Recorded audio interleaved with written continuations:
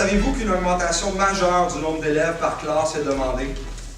Terminer les ratios pour les écoles défavorisées. La proposition est plutôt de retourner au même ratio que les autres écoles. En plus, abolition de la moyenne du nombre d'élèves par classe. Toutes les classes seraient ainsi bourrées au maximum. Aux ordures, la pondération a priori, qui permet de compter un élève handicapé pour 2 ou 3, dont la composition de la classe, et ainsi lui offrir plus de temps. Aux enfants, avancez et bon service. Savez-vous qu'à la formation professionnelle et à la formation générale des adultes, on parle de 75% d'enseignantes et enseignants précaires? Loin d'être sensible à cette réalité, le gouvernement propose plutôt l'abolition du plancher d'emploi pour ces deux secteurs. Précaire vous êtes, précaire vous resterez. La partie patronale veut limiter pour le personnel administratif tout changement de poste. Plus aucun mouvement ne sera possible avant 1 an. Un meilleur poste s'offre, sinon, plus de possibilité d'améliorer son sort.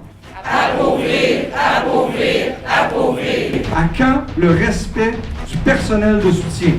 Les élèves croisent 20 à 25 fois par jour un membre du personnel de soutien, c'est dire leur importance dans le réseau, dans les établissements, dans la vie quotidienne des élèves et de l'ensemble du personnel.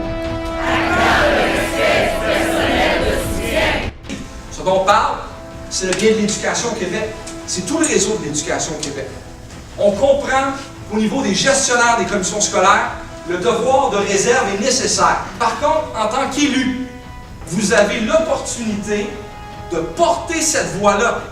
La population est clairement derrière nous. De notre côté, ce qu'on veut ce soir, c'est être en mesure d'avoir votre appui. C'est un saccage de l'éducation au Québec, encore des compressions en éducation. Et ce qu'on veut, c'est entendre nos élus le dire haut et fort et que tout le monde travaille dans le même sens. Vous devez être à l'écoute de celle-ci qui dit haut et fort non aux coupes en éducation, oui à l'appui pour les professionnels, le personnel de soutien et les enseignantes et les enseignants.